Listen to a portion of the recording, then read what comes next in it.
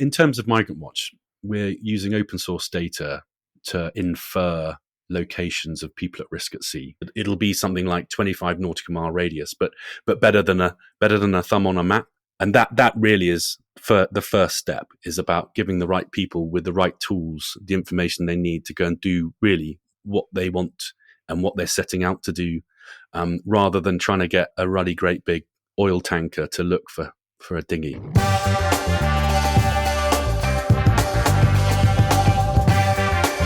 Sometimes you meet people in life who just inspire you.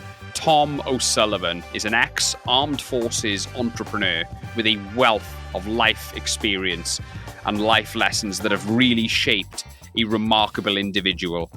Following a profound conversation with a trusted analyst, Tom identified a significant issue with immigrants facing perilous conditions at sea, often with fatal consequences. Leveraging his knowledge of geospatial technology, Tom and his team are on a mission using public data sources to track the whereabouts of vulnerable and desperate people on these treacherous journeys and ultimately saving lives in the process. Tom also candidly shares how he achieves balance in his life, incorporating practices like box breathing, visualization, meditation, and drawing inspiration from his love of philosophy. We also delve into the personal sacrifices Tom has made in his entrepreneurial journey, adding a profound layer of credence to the timeless mantra of everything happens for a reason. Tom is a super authentic individual. There was so much emotion and meaning in this conversation. I'm sure some of the things that we cover will resonate with many people. This is Tom O'Sullivan.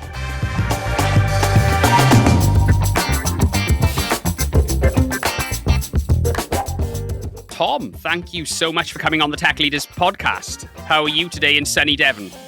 Yeah, very well, thanks, Gareth. And thank you very much for having me on your podcast. Absolutely. We were thrilled to get you on. I was really excited about this one for a number of reasons, which we'll unpack in due course. But let's start with the question we always start with. What does good leadership mean to you, Tom? I think for me, mainly it's about ownership, both of your responsibility and of your failures. If you're bringing a group of people together, you should be walking the path first, as far as I'm concerned. And that might require some hacking through. Sure. But I think it's ownership and having humor and humility in the face of the inevitable failures and protecting your guys and girls from that. Very, very good answer. Completely agree. It kind of sounds a lot like leading from the front, yeah? Forging the path for the team behind you sort of thing. Being that first guy over the top sort of thing, to give it a military phase. Actually, in the military side, obviously you've got a military background, Tom. Does that perceptional leadership, does it come from that experience, or where does this sort of lead from the front mentality come from? I think there's definitely a lot from the military and finding my style. And I think early in my life, I wasn't very good at communicating what I wanted people to do. So it's far easier to show them. Yeah. And also, when you look behind you and you see a group of guys following you and they're not being forced to, they're either there through curiosity or because they genuinely believe in what you're doing. And I think that's a style that I've taken with me because I'm comfortable to do everything alone. It's great to have people who are happy to share the journey with me. Yeah. And it's resonated and stuck with me through my life, really. That's great. I think having your peers follow you when they're not being forced to is very rewarding, isn't it? But so let's go back to the beginning then, Tom, okay? You joined the army, I believe, in early 2006, is that right? 0506, yeah. 0506. Talk us through, let me just ask you the basic question. Why did you join the military? It's something I wrestle with often. And I don't think I have a very good answer for myself. From a young age, I was very interested in doing something purposeful. And I wasn't one of those people that knew I wanted to be a doctor, or I was never a kid that said I wanted to be an astronaut. I felt purpose when I did purposeful things. I probably couldn't articulate why or what that was. And I just had a natural calling to move in that direction. And that was the beginnings of trying to find out how to get in the army. I understand you did a couple of tours of Helmand Province then. I was in Musakala in 2009, so 2009. So Musakala was a contested piece of land in Helmand Province that was given back, I think, twice before we arrived, and then obviously given back recently, but subsequent to our tour, it was handed back to the Taliban. So you join the military. You obviously get your first taste of leadership there. Yes, yeah. It shapes you in a very formative time in your career. What lessons did you learn from your military experience that have stood you in good stead in your professional career since you left the army? I think that's a very big question. I'll attempt to unpack it in human terms, because I think for me, the lasting lesson has always been that you don't know a person, and you probably will never know them very well unless you spend a great deal of time with them. But everybody has similar thoughts, similar worries, and similar concerns in their day-to-day life. And most people have a family, if not husband and wife, children, and the complications and things that brings as well. And a person isn't a name, a rank, or a number. You've really got to dig into the whole human being. And at that point, it's a privilege. You've got to work at that. And so someone's behavior or someone's performance is a condition of their circumstance and their situation. And you can't possibly hope to help somebody or work with somebody unless you can walk the path of trying to understand who they actually are and what are the things in life that they think are important, sacrosanct, and what are their goals, aims, and objectives as a human being. What sort of, like, taking business and leadership aside, were there any other life lessons that you kind of took from that experience, Tom, that shaped you? Yeah, for sure. I mean, in its rawest form, we're very fragile. Yeah. And that both brings a huge amount of potential anxiety to a person if you look at it in a fatalistic way. But equally, there's a huge amount of freedom seeing how fleeting life is, how easy it is snuffed out, how fragile we are when we think we're, not just bulletproof, but we ignore our health and fitness, and it's easy to do so. But to have a permanent reminder of how, I think, how fragile we all are, is a real asset. And life feels like a privilege to me. I'm in a place in life where I feel like I'm in free time. There were lots of, early on in my life, there were periods where, had the cards been slightly different, I wouldn't be here. And that, it's not some sort of twisted fascination with the circumstance, because it's very easy to become short-sighted about the whole military danger thing. We drive cars every day, but we see that risk in a very abstract way. We don't really associate the dangers of road traffic accidents with driving. But to have something as abstract as combat or situations like that. I mean, to give you an example, I sat on a daisy chain IED that someone was trying to set off. We could hear them trying to set something off. And as we walked away, my bum print was on top of one of the mortar rounds that was connected to the device. Wow. So, and you think, that's a big thing for a human being to sort of try and work out in their head at the time. But as you get older, you realize that there's a huge amount of lesson in that. And also there's, I feel nothing but gratitude for the experience, because it's easy to sort of, and I don't want to kid you that it's with me every day, but certainly it set a tone of perhaps behavior or certainly gratitude for the rest of my life to date. Yeah, for sure. Do you know what, Tom, right? Whenever everyone has periods where they're stressed and they feel, burnt out or whatever. But if you sit down, I read a lot of Stoic content, I'm a big... Who's your go-to? My go-to... Don't say Seneca. No, it's Marcus Aurelius, actually. Meditations. Meditations is an absolute game changer for me. And I know it's popular in the military, isn't it? Well, so it should be. It's like the only self-help book you need, and it's 2,000 and something years old. It's unbelievable, isn't it? And I mean, it's kind of like, I see Meditations and also Seneca's Letters and some of the work of Epictetus as well. It's kind of like the original self-help book, isn't it? That all 100%. It was they kind of invented the genre. I'm sure it was going before that as well. But in terms of the modern world, I think one thing that Stoicism does practice is to consider and think about your own mortality. Okay. Yes. But when you do that and when you practice that, if you sit down and actually think about it and you're in a stressed state, it de-stresses me more than anything. You know what I mean? When you think about your own mortality and you think about gratitude, Do you know what I mean? It kind of brings your heart rate down almost. It puts you in a more reflective mood immediately. And then if you chuck box breathing on top of that, you know what I mean? Which is meditation stuff, obviously. Then I mean, it beats the hell out of any drug you can take. In my experience. How many seconds box breathing are you doing? 7, I do. Yeah. Wow. Okay. So just to be clear to the listeners, that's 7. My seconds might not be full seconds, actually. not one hippopotamus, 2 hippopotamus.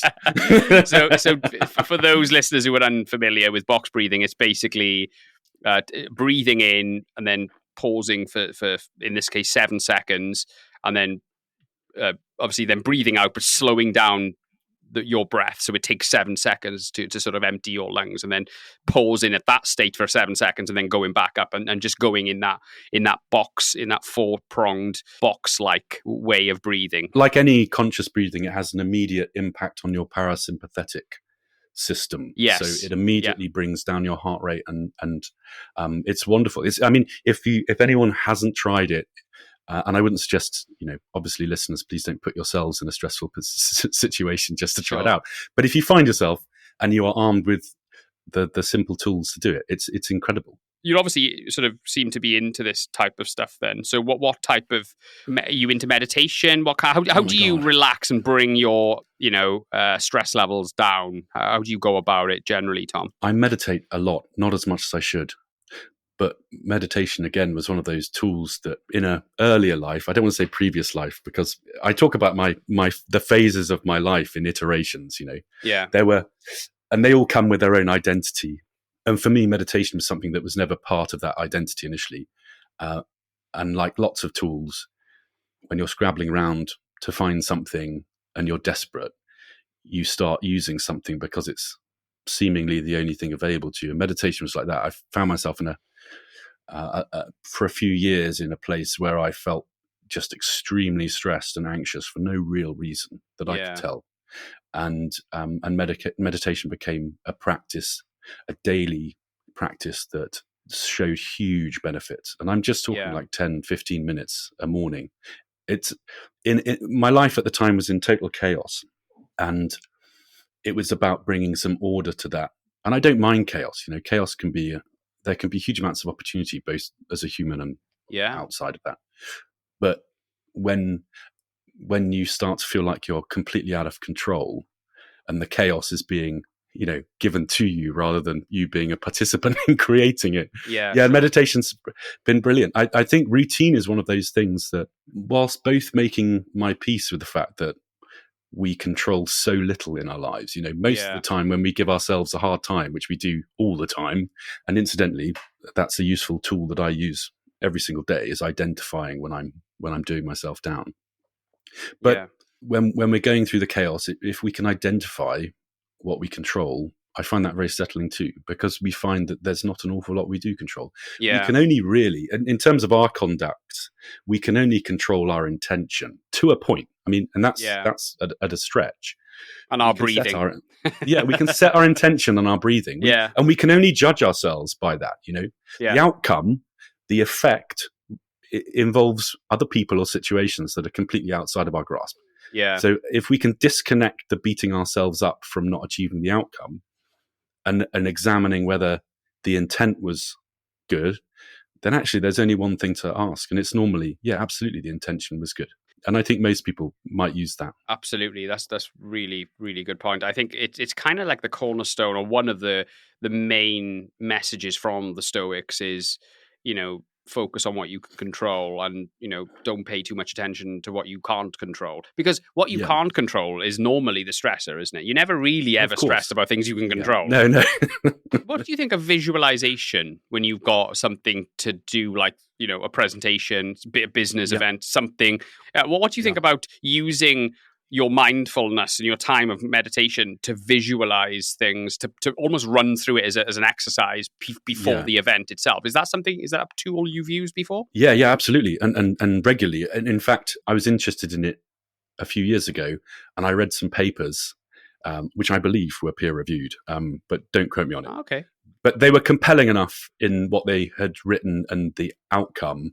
In essence, they had a group of athletes. One of the groups, they got to train, let's say, leg press once a day for 7 weeks. Yeah. And the other group, they did everything else but leg press, but they got them to visualize leg pressing for 7 weeks. And they found that actually the control group who had done nothing were, as you'd expect, no better at leg pressing, but the visualization group were significantly higher than expected. Wow. And I think, it's our brains are powerful things. So it's, and I think I can see the logic, but certainly there's a level of comfort, I think, in presentation's a great example, because a lot of people are, for good reason, by the way, terrified of public speaking. Like, I think it's a fear worse than death, literally. Yeah. And for me, I can see that it's not about the public speaking. It's about a million years ago or whenever, when we were living in a tribe of people, if we embarrass ourselves and embarrass the tribe, we get ostracized. We basically starve to death or have to fend for ourselves. Yeah. Public speaking is it's the fear of being embarrassed. So I go, what are the stressors? Well, not knowing my lines, of course. How can I solve that problem? That's on me. Okay. What are the other things? Well, I don't know if people are going to like it. Well, I can't control that. Yeah. So that's out of your control. So yeah. And then, but it may be, I'm going to try and oversimplify stuff for myself because it makes it more manageable. And then I can feel like at least I'm in control of some of that stuff, because I think it's natural that we all feel quite stressed out most of the time. And that's not a bad thing. It's not a bad thing. No, is it? Stress is good for you in many ways. You just don't want it to take over your operating system, do you? Because then that's when you get into problems.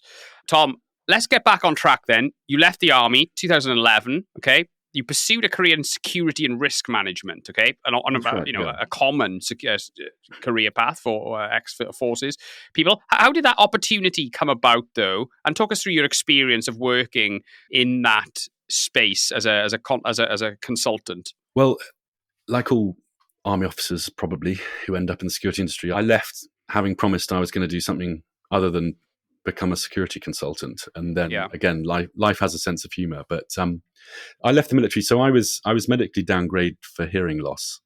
And as an officer, I could have stuck around and been training officer or something like that. But I took the choice and just, very gratefully said thanks very much and left. And at that time, again, I was in a place where I didn't really know who I wanted to be. And the army had been great at giving me an identity, and all of a sudden I wasn't that person anymore. And I think I just gravitated towards a group of people who were similar. And of course, the security industry has a lot of ex-military people in it. And again, I'm very grateful. In my life, the things that have come by accident are always where the gold is in terms of experience. And for me, I left during the Arab Spring, and I went over to Libya, Somaliland. I traveled all across Africa. Oh, wow. And I just saw some incredible places and met some amazing people and just had another education. It wasn't formalized military travel to destinations that the military was going to. It was all over the place on my own, pretty much. It was freedom. It was a privilege, and it felt like a bit of fun as well. But it was completely by accident, really. Someone was good enough to take a punt on me, having met me a couple of times, and recommended me. And I ended up spending a few years in some super cool places. And then I came back to start a family and ended up resurrecting some old skills and working with a group of people to start a cybersecurity business. Yeah. And from there, found an angel, got our first little bit of funding, and moved to some offices in London. All right. And then and then blew my life to pieces for the first time. In fact, I don't know if that's true. It might not be the first time.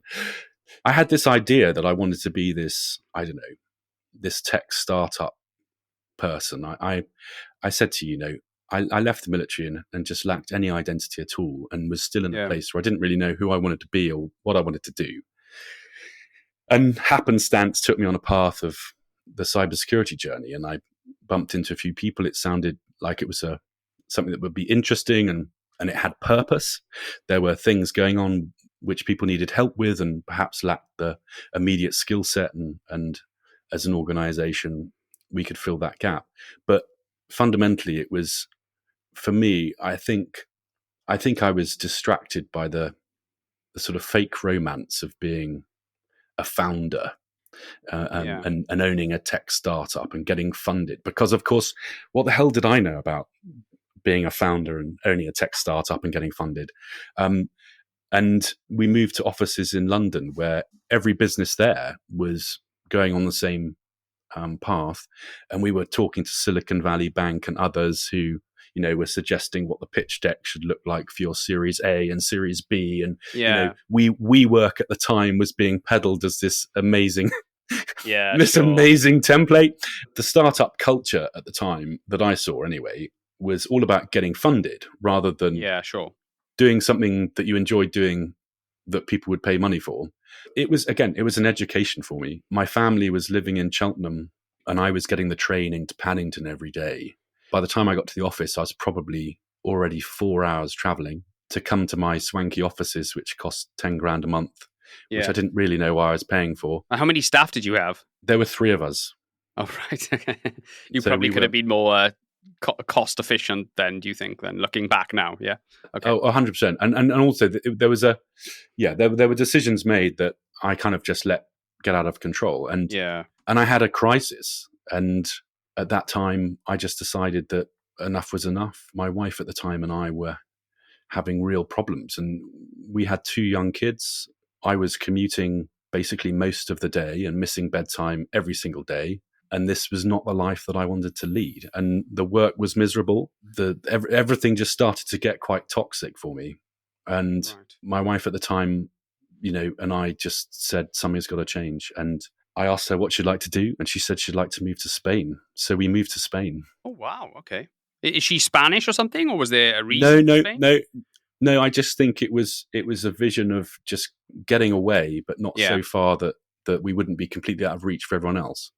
Gotcha. Because naturally, I'm quite a hermit. Like I would have loved to have gone to Peru or South America and Colombia, if you've not been, Colombia, Mexico, those countries are filled with some of the most beautiful people in terms of character and humility, and also just beautiful countries. Yeah. And so I would have loved to have gone to South America, but we ended up in Spain as a happy medium. Yeah. And by the way, I'm either doing something or I'm not. So the whole South America thing may seem extreme to anyone listening, but I mean, most of the decisions in my life are either one thing or the other. Sure. And we went to Spain, and it accelerated the collapse of my marriage, which I think in retrospect is a good thing. But it also put me in a place where, in essence, I had nothing, and I turned my back on the business 100%, and I just wanted to be rid of it. And so it continues, and I hope it's doing amazingly well. And I'm so glad I left. So, you set the company up, but then you left. You passed it on. You left it. No. I just walked. I just got on a plane with my wife and kids, went to Spain, and left it at that. It had become so toxic. My life had become so marred by this venture and the whole experience around it, and I felt so disconnected with myself. I look back now and I sometimes have nightmares thinking if the situation at the time wasn't that bad, I might have just hung on. Yeah, sure. And that would have been awful. Just sort of hollowed out as a human being, doing something you didn't want to do. Yeah. So I'm kind of grateful for the cataclysmic period because growth is painful and change hurts. Yeah. And you've got to go through it. You've got to shed your skin and move on and learn from it. Yeah, there's a lot to take from failure. And I think there's certainly in the UK, we have a culture of avoiding failure. I'm not suggesting that we should all go out and just blow things to pieces, but there's not a lot to lose. Then there's a huge amount to be gained from trying something and just going, do you know what? That was the wrong thing to do. Yeah, for sure. From my point of view. Yeah. So you've come back to the UK then. You obviously get back into the security space for a while, and then you decide to set up your own company again, essentially. Go through it, well, not through it all again, but you're armed with so much more knowledge and experience now, Tom, that you can go into this with your eyes wide open. Was that how you were feeling about it? Tell us how Animus Bytes come about. Well, like we said before we started recording, life has a sense of humor, and actually I'd promised never to start a business ever again. I quite fancied just pursuing my art. So I paint and I do 3D art and other bits and pieces. But I came back and someone asked for some help with a project, and I gladly started to help them out as a contractor. And the project was software development. And as the conversation grew, their customer looked like they needed a more formal way of us delivering it.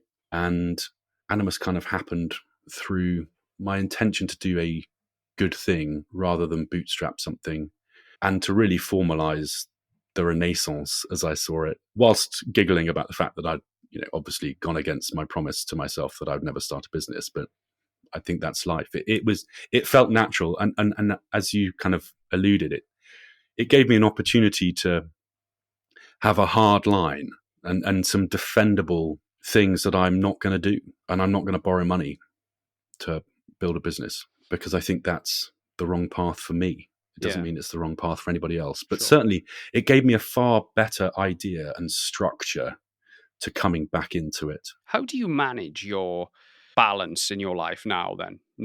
Having gone through all this experience, obviously I know you're into meditation and things like that, but how are you managing your work-life balance right now as an entrepreneur with ambition? I don't want to sound contrary, but the way I would answer that question normally would be to say, and it might sound offhand and flippant, but to say that I have a life, there's no work life, because firstly, like as we've established, I get up pretty early. So my wife is a wonderful human being, firstly, but secondly, she gets up at a normal person time. Right. And so I'm awake from 3 a.m. Oh my and God. that I love between 3 and 4, but I love that time. It's precious to me. I'm at my most creative, and I also have something in me where when other people are awake, I'm concerned about being attentive and making sure that I'm poised to help with something, whether it be in the home or with projects or applications that we're making. I want to be available to people. I know no one's crazy enough, unless they're overseas, no one's crazy enough to be up at that time. It's my time. It's gratuitously selfish in that way. So how do I manage the work? Well, I do it all before anyone wakes up. And then the work becomes a conversation, because at about 9 or 10, that's when the email conversations start, and then phone calls and things like that. So my day, very much like today, the waking hours for normal people are spent talking to me. Sure. If I want to get stuff done, I've already done that. Or I finished at 7:30 and I'm going to pick it up tomorrow. Okay, I want to talk about the technology element, especially about Animus Bytes. I understand you build operational intelligence solutions, leveraging things like AI and machine learning. How have you found that from a technology engineering standpoint? What challenges have you had to overcome to build the solution that you want to build? I think in all things, understanding the problem is critical. And I think for me, finding a person who really understands the problem that we're trying to solve is the hardest thing. In terms of Migrant Watch, we're using open source data to infer locations of people at risk at sea. In that context, there are lots of analysts around the world trying to do a similar thing, perhaps mandrolically or perhaps with enhanced tech that helps them do that. I'm not necessarily trying to automate it end to end, but certainly from one of my trite sayings, if you're doing something 3 times yourself, automate it. It's about taking away the laborious mandrolic work and letting people like analysts do what they're good at and analyze data, structured data that's presented to them in the way that they can interpret and infer stuff to the best of their ability. Sure. So I'm all about finding problems, and the code's not an issue. The code's just Lego, but it's got to tell a story, and that story is driven by finding someone who can articulate a problem effectively so that we can come back at them with a solution that hopefully covers off the outcome or outputs that they're requesting in their problem statement. Yeah, sure. So what kind of organizations do you build these solutions for then? Who is your core customer? Well, Migrant Watch for us, our core customers are NGOs. So non-government organization, NGO. Non-governmental organizations. Yeah, sure. And charities. So for example, Médecins Sans Frontières, we've not approached them yet, but we will. And I would very much like something like Migrant Watch to be something we would just do because if they find it useful, then tick. Yeah. We have private businesses who are engaging us in bespoke software builds, and Migrant Watch for us could be something philanthropic that we would gladly see used. So when we start to approach organizations like that to join the alpha and then beta testing, it would be nice to just see it have an impact, have an effect.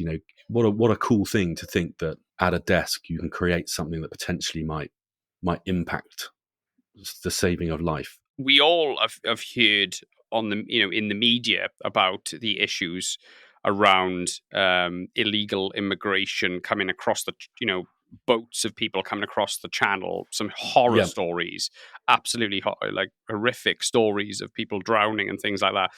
How much of a problem is this, Tom? How many people are floating around the Mediterranean and the English Channel trying to get into places like the UK? How much of a problem is there to solve? Well, how many? More than there should be, firstly. For us at the moment, we're focusing just on the Mediterranean. So when we do scale, we've proved the concept with a user, an NGO who will have been on the alpha and beta trials and who confirms that it works for them in their workflow. Right. At that point, we can scale what we're doing to really wherever they want the effect. What I mean by how much of a problem is it how many people are dying as a result of us, not, of these trips happening across stretches of water. I'm assuming you track these boats, whatever, these in some cases rubber, very primitive equipment. Cases.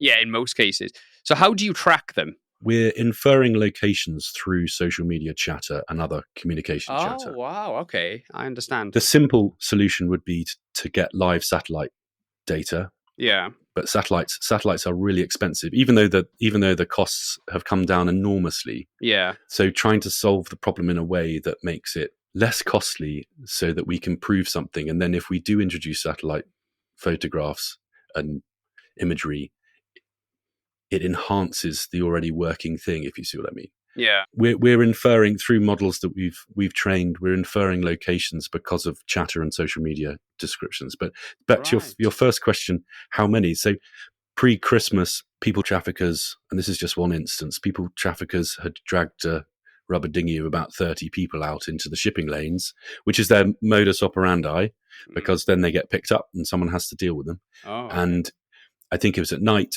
and they were spotted, and a large tanker commercial vessel, which when you think compared to a rubber dinghy is probably 10 meters above them, like gigantic. And the rubber dinghy's not, they haven't got lights. And anyway, so lots of these tankers get diverted because there's been a sighting, and end up basically driving over the dinghy.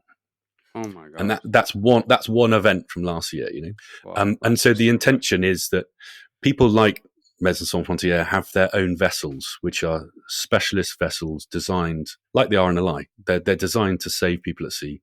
Yeah.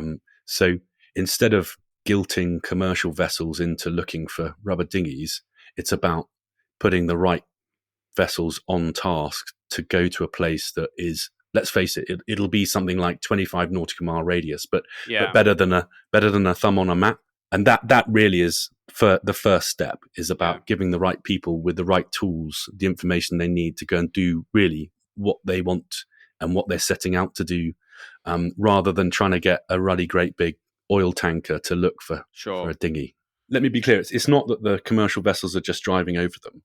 They're trying to do right, and they're being diverted to go and help people at sea. Yeah, maritime law, and also as a sailor, you want to know that another sailor is going to come and pick you up. Sure. So they're the esprit de corps, the sort of culture around making sure that vessels do go and look if they've been told someone's around is wonderful. It's about the scale of those vessels looking for something that's just a rubber dinghy. How do they get this intelligence currently? Without your product, is it just a case of just looking for it, or are you doing something above and beyond what there's no way of them finding out in addition to your product, pretty much. Then is there? Oh no, there is absolutely. So I think most of these boats will have people on with phones, and so if they're still within reach of a mobile phone mast, they'll call someone like Alarm Phone, who are a Twitter channel, who work solely to try and get migrants aid who are in need of it. So they're a Twitter user or organization who spend their resources trying to hook up migrants with people who can help them. So what prompted you to develop this product? Was there a moment where you went, right, we've got to work on this problem? Yeah, absolutely. I was approached by an analyst who described their workflow in trying to do exactly what Migrant Watch does. And they described to me how, in essence, they were mandrolically watching and receiving data and then having to wade through it and then trying to work out what the references from the data meant. Yeah. And then act on it. And so the process, from flash to bang could take hours, even if they had the best information possible. Yeah. It was a real awakening for me, I think, to realize that at a large scale, that was currently the solution. I spent my weekend building a proof of concept and came back to them on Monday. Oh, wow. Okay. And said, how's that? Good God. I bet better. I bet that was a long weekend. I don't want to say it's a privilege because it makes it sort of glorifies the devastation that's really happening. But yeah, to be given an opportunity to make something that solves a meaningful problem. It's not finding sofas to sleep on. Although, great if you need a sofa to sleep on and you got an app that does that for you. Perfect. I'm not doing them down, but it's like it's a real human problem. Yeah, sure. That's what Animus Bytes is about. We want to solve real human problems. Not a lot of people are going to describe to you the real problem to allow us to build a solution until we built up a long-term relationship. And so that's our kind of quest, is to find enough people who are engaged with human problems over the world that we can start to make things for, to solve things that matter, even if it's just for a small group of people. Well, I'd like it to be significant.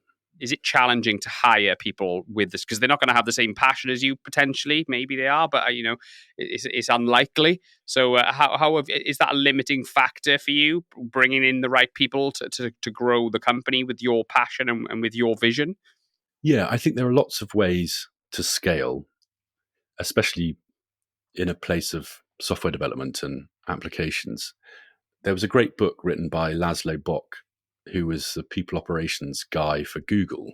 When Google were finding it, they I think after like 8 years or something, they started to have performance problems and human resources problems that they could link back to hiring too quickly or bad hires. And so they brought in Laszlo Bock, who I think is an ex-McKinsey consultant and now runs a company that solely does that. And he wrote a book called, I think, Work Rules. And I read this a long time ago, but it really spoke to me because he laid it out in terms of Google, find someone who's happy in their work and then build up a relationship with them over 1 to 5 years. And I think it's Work Rules, but the guy's Laszlo Bock. If you hire someone in a knee-jerk way or because you're being pressured into it, because you're trying to spin too many plates or whatever, you risk watering down not only the character, but the element of purpose. And I can't expect people to come on board and be evangelical about my purpose. And I don't want to convince them that they should change their beliefs and their ways. So I've kind of just got to be the lighthouse for people who feel similarly aligned and who enjoy hearing what I'm saying, and they'll bring a different flavor, and that's great because I see the world through my lens, and their lens will only enrich it. But it's about so I hope I'm answering your question, but it's about allowing the opportunity, and when it comes along, building a relationship with someone. The other way we do scale is by partnering, and we're currently finalizing negotiations with an organization who will buy a stake in a subsidiary of Animus Bytes, and we'll develop software together. and they're an organisation that provides security and risk services globally. Ambry. They're based in Hereford. They operate globally, mainly in the maritime sector, but also in all areas of risk management. And we're going on a journey together to develop software that solves human problems that they come across, which is super cool. This episode is brought to you by Be Digital UK. Be Digital are a trusted partner to leadership teams of technology-driven organizations, delivering ROI-led solutions across cost optimization and also data and AI adoption. What technology innovation, whether it be AI or anything else, what technology innovation are you most excited about at the moment? My flippant reply is an English mobile phone network where you can make a call anywhere. That will be like France. It'd be nice to be on a train and actually be able to have a phone call. Yeah. I think for me, so as a consumer, I love augmented reality, virtual reality, and 3D. Oh, okay. So in my spare time, I make kind of quirky 3D videos, and you do 3D art, yeah? I'm an absolute evangelist for Blender. I love creating 3D scapes. I mean, sometimes it's crackers, but I'm really interested to see what happens after the screen. And I don't know whether that makes sense to you, but when we're not fixed with a monitor somewhere, when we're able to receive visual feedback from something that's not, and I don't mean like glasses, because I don't want to wear glasses. I mean, I want to see what the next thing is that we can see and touch and interact with.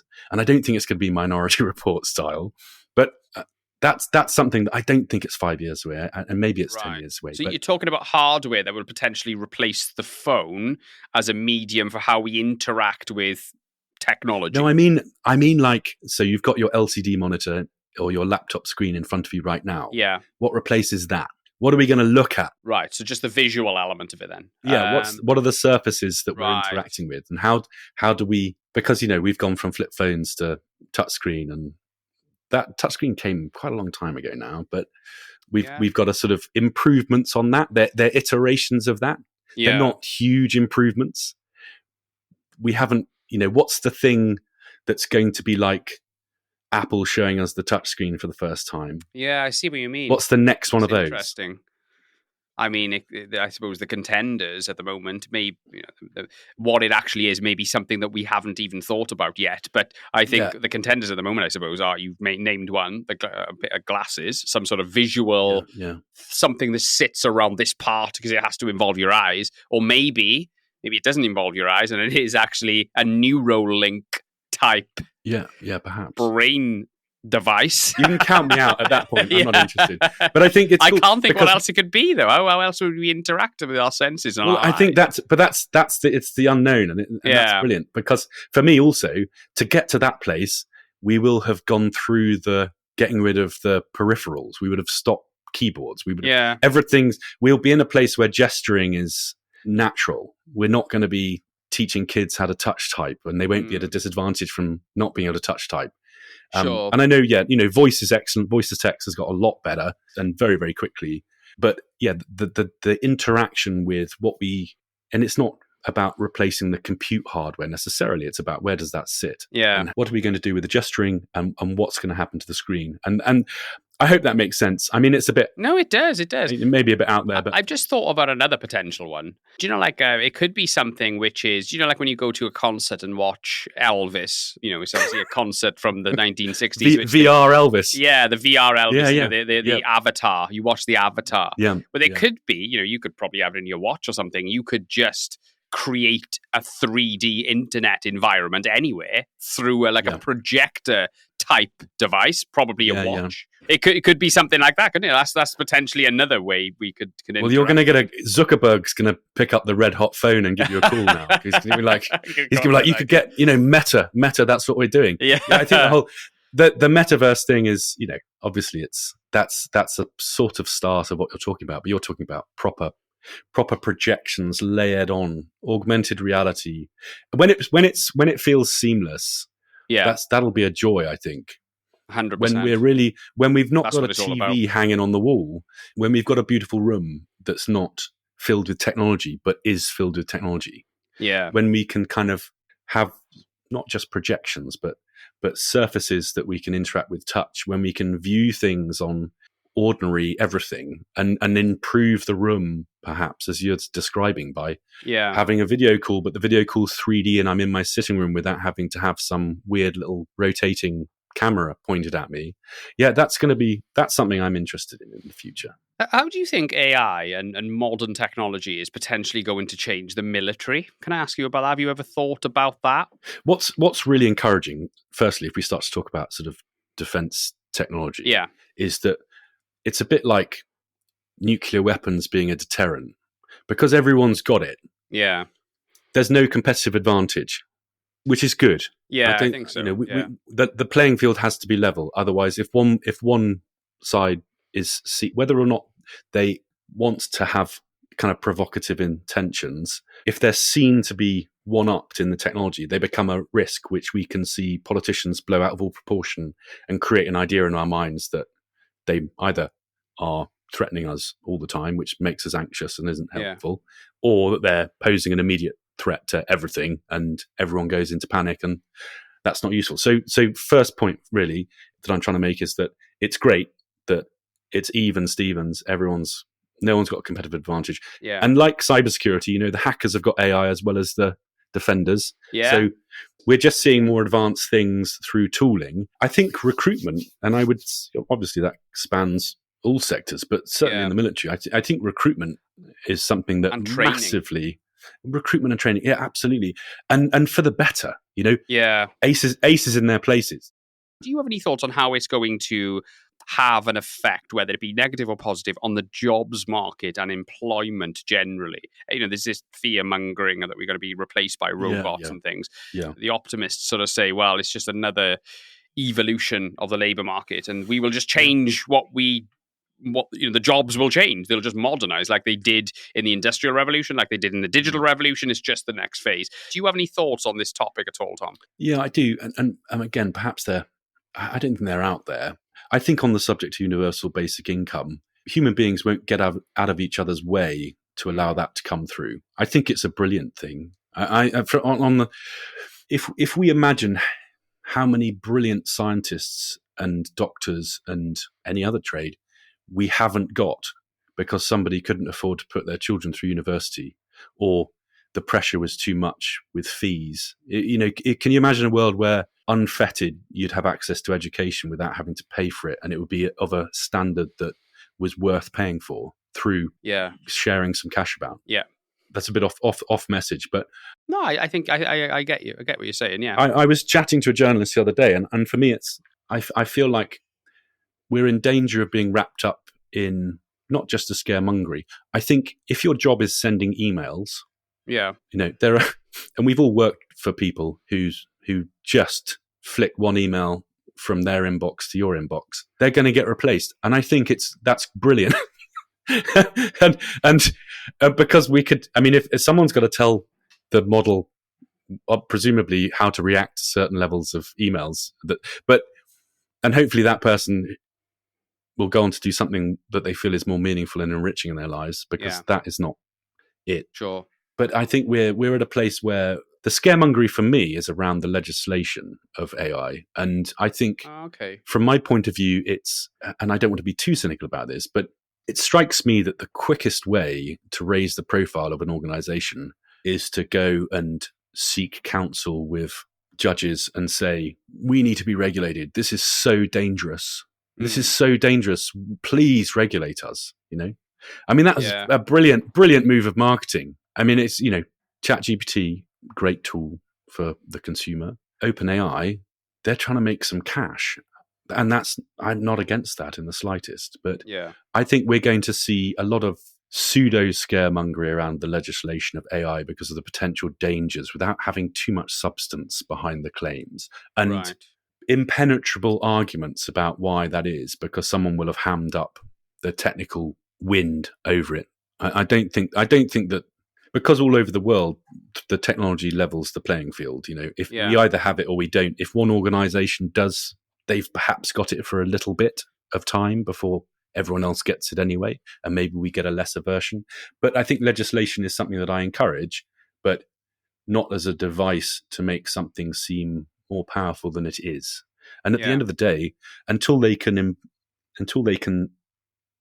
embody a human form or a robot form, and I know that they've got, police bots and stuff, but they're basically Daleks. We're not going to be replaced as human beings. We're never going to find, and maybe this isn't completely off the cards, but certainly for the next few years, I doubt that the empathy, compassion, and the fallibility of being a human being is going to be something that will be on the roadmap of development for AI. Yeah. That's what people want to work with people and talk to people. Yeah. There may be a time where we can have something echoed back at us that sounds very much like that. And I wouldn't discourage it if it's empowering for a person and a group of people, great.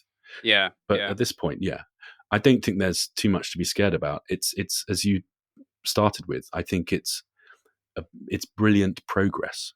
Yeah, 100% it is. It's the bigger. I think it's probably as much of a jump forward as the internet was. I think it's going to be that profound, or something else in the Industrial Revolution, where progress, nothing happens for a long time, and then all of a sudden an enormous progress happens in a short period of time. I think that's the next 2 or 3 years. I think there's going to be an incredible.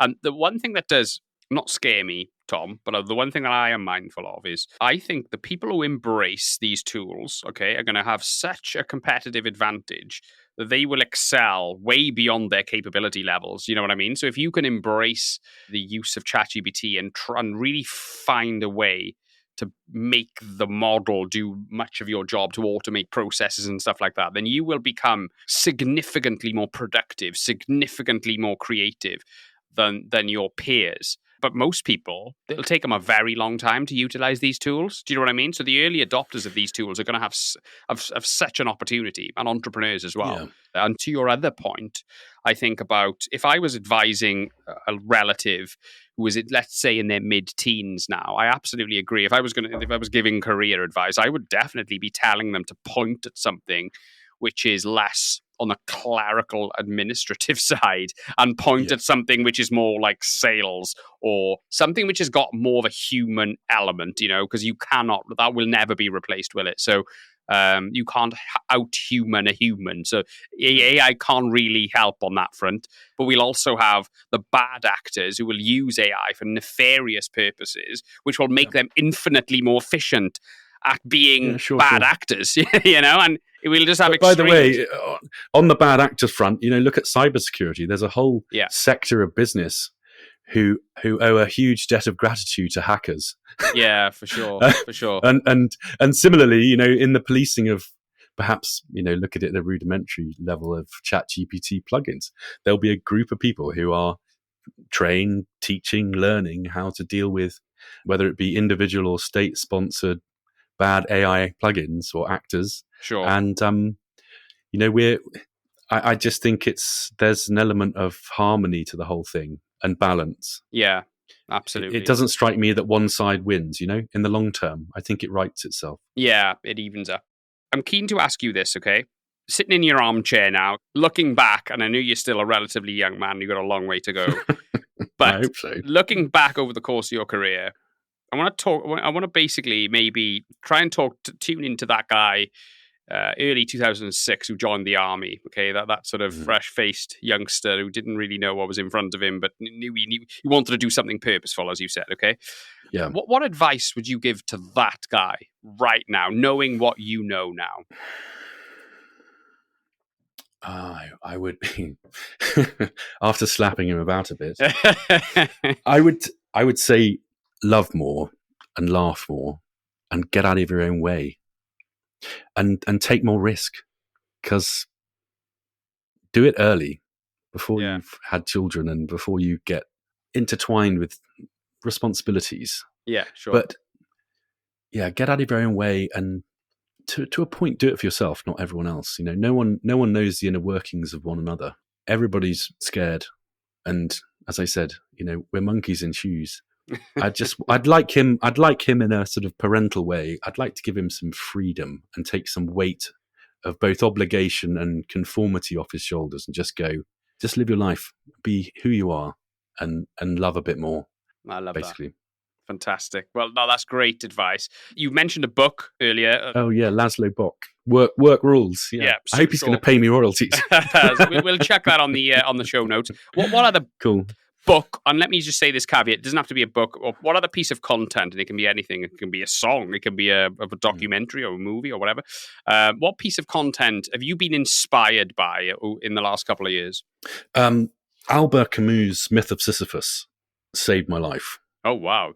You sound like a very seasoned reader. These are quite. I'm verging on dyspraxic, so it takes me about 3 months to read a book. But I love to read. It's my guilty pleasure. So I love reading. Audible, and I would recommend mine, but but I love paper books. It. Right? Okay. Yeah, and I love holding it, and I love having it on the bookshelf to dive into afterwards. But I'm a really slow reader, but I love it. And yes, but Albert Camus, I discovered him like everything else good in my life, completely by accident, and he had a profound impact on the way that I look at things, to a point where really his book, or it's actually an essay, but The Myth of Sisyphus. And for those of you who aren't familiar with Albert Camus, he's an absurdist philosopher. Absurdism is really it's a branch of existentialism. So absurdism it's not nihilism, which people portray often as accepting that everything's pointless, so don't bother. Absurdism is about accepting that we're spinning on a rock at 1,000 miles an hour, which is absurd, but to find your own purpose rather than waiting for it to be prescribed to you. And he uses Sisyphus, guy damned to push a rock up a hill for the rest of eternity, only to watch it roll back down again, as a talking point for. We often talk about Sisyphus and the pointlessness of it all, but it's not pointless if Sisyphus chooses it. If he chooses to be the best rock pusher up a hiller and chooses to make that into a craft, it's no longer a punishment, it's a challenge and something filled with purpose. It's about perspective, and it's about It's a bit like choosing. The fan dance then. Yeah, I mean, I wouldn't go that far. Choose to do That's it. ridiculous. Yeah. But I think... No, I understand what you mean. So yeah, that's... I've never come across absurdism. Obviously, I know existentialism and nihilism, but Albert Camus. I recommend diving into some of his stuff. But equally, I love Hemingway, and he came to me quite late in life. Yeah. So, For Whom the Bells Toll. I mean, that guy can tell a love story in a way that feels so real, with all of the gritty nastiness of real life. You know, the backdrop of the Spanish Civil War. Yeah. He is just, and I have to be very picky about my authors because it takes me so long to read. So I dump them after a chapter, but yeah, Hemingway, Orwell, and others, and Akari I like a lot, but yeah, Hemingway, you can tell that guy, has really felt love and loss, and also is quite a worldly guy. Yeah. But really evocative. And my last would be Alexander Solzhenitsyn. Solzhenitsyn wrote The Gulag Archipelago. He was a decorated Russian officer who ended up in the Gulag, and won a Nobel Prize in 1970, which he, I think, only picked up in 1978 because he wasn't able to get it because he was under threat. But he won the Nobel Prize for basically portraying his life and others' lives under the hardship of the Russian communist regime. Right. Despite, having... And the Gulag is not, prison. The Gulag's like horrific. That's really, really interesting. Great recommendation. I'm loving your interest in philosophy. I'm not as well read as yourself on philosophy. As you know, I'm a big fan of Stoicism, but I've not really branched out too much beyond Stoicism, apart from Nietzsche and a little bit of Carl Jung. But I'm embracing the journey. I've got a painting of Carl Jung that I did.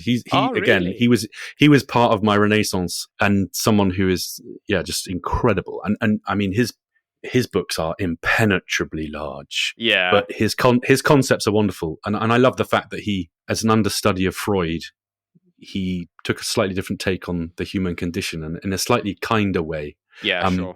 But no, great choice. I think, Jung, another. We could go on. I'm sorry. Absolutely. Absolutely. We haven't even talked about Nietzsche, who I was a big fan of. So that's some pretty dark stuff. It is indeed. It is indeed. So, look, Tom, thank you so much. I really appreciate you coming on. Again, well, thank you so much for having me. It's been a fascinating conversation. And I've really enjoyed it. So thank you for being so candid and opening up as well. I think some of the things we've talked about are probably not easy things for you to talk about. Well, hey, look, I've lived a life of choice, and also I found myself in some places which were not choices. But equally, if anything I say helps one person, then I'd rather be candid. So where can people potentially, I don't know how much you put yourself out there, Tom, but if people wanted to reach out and find out about certainly Migrant Watch and the other stuff you're going on with, are you active on any platforms or anywhere? Where can people find you? I mean, head to the website. It's animusbytes.com, bytes with a Y. Yeah. And by the way, Animus is a concept of Jung's, just to sort of tie that off. So that's interesting. You really are living the philosophy dream then, eh? 100%. So Jung, a plug for Jung. Yeah, so animusbytes.com, bytes with a Y. And I'm on LinkedIn, Tom Sully O'Sullivan. So yeah, come and find me or pick up the phone or drop an email and I'm there. Brilliant. Just don't interrupt me between 3 and 6, please. Oh. Yeah, well, I'll certainly make a note of that. But thanks so much, Tom, and thanks for coming on the Tech Leaders podcast. I really appreciate it.